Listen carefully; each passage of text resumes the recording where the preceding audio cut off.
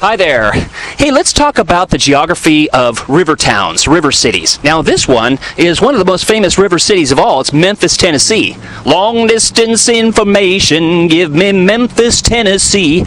Now, Memphis is very cool because it has a lot to do with physical geography. It was situated here because of physical geography. Most notably, the river that's running behind me, actually running from north to south across the screen behind me there. So it's running from Minnesota up that direction all the way down to Louisiana down in that direction.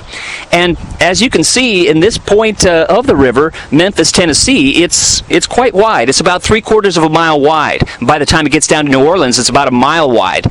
So it drains a huge part of the North American continent, not just the United States, but some of Canada as well, into this Mississippi River drainage.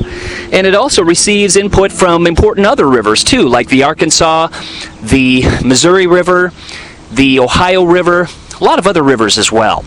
So Memphis was founded here because of the river. The river provided and still provides, as you might be able to see one of these barges comes by here, there's a lot of river traffic, there's a lot of river commerce that takes place. And so Memphis and other cities were founded along the river so they could take advantage of that commerce going back and forth. And then from that, you've got all kinds of other transportation that occurred as well, railroads, roads, and so on.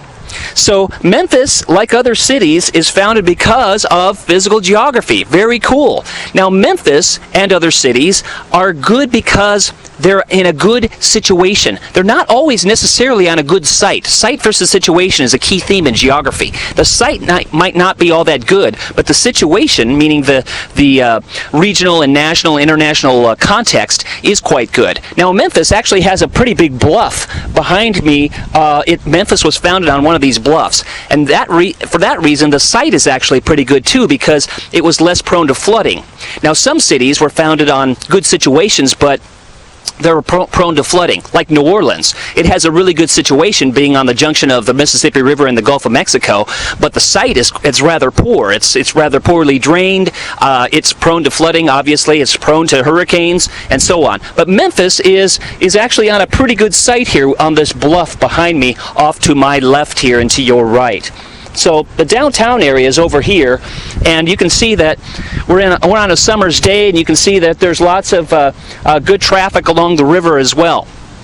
Also, cities like Memphis have taken advantage of their good site and situation to attract tourists. And so in this case, you can see that a lot of this riverfront area has been converted into a nice park, a museum, and other things that people can come down and enjoy.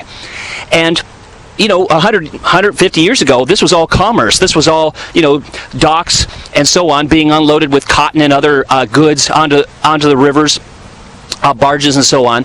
And so the barge activity is actually in several other locations leaving this area that the city has set aside to enjoy for tourists as a parkland. So, site versus situation, physical geography, Memphis, Tennessee.